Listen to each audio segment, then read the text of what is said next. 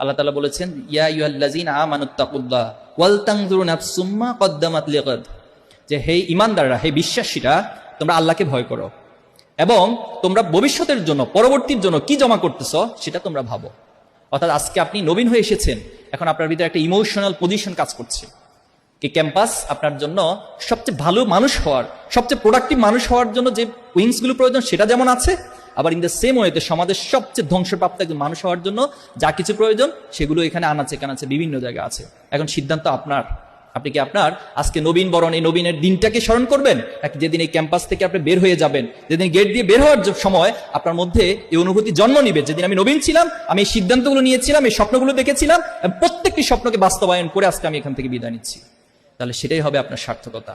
একজন মুমিন এবং বিশ্বাসীর এটাই সবচেয়ে বড় বিষয়, যে তিনি এখন কি করছেন সেটা বিষয় না, আমি কতটুকু পথ হেঁটে এসেছি এটা মুখ্য বিষয় না, কিন্তু আমি কোথায় যেতে চাই, আমার গন্তব্য কোথায়, সেই গন্তব্যের দিকে আমার দৃষ্টি রাখতে হবে এবং সেই গন্তব্যে পৌঁছার জন্য যত ধরনের কষ্ট, যত পরিশ্রম, যা কিছু প্রয়োজন সবকিছু আমার করতে হবে। পারা যাবে? জুলাইকে আমরা শুধুমাত্র আন্দোলন হিসেবে দেখব না, জুলাই একটি জাগরণ, পুরো জাতির মধ্যে একটি জাগরণ তৈরি করেছে। কিসের জাগরণ? এখানে একটা আদর্শিক ভিত্তি রয়েছে, এটা হঠাৎ করে এমনি এমনিতে হয়নি। এই আদর্শিক ভিত্তির মধ্যে সবচেয়ে বড় যে পয়েন্টটা, সেটা হলো ন্যায়ের পক্ষে অন্যায়ের বিপক্ষে।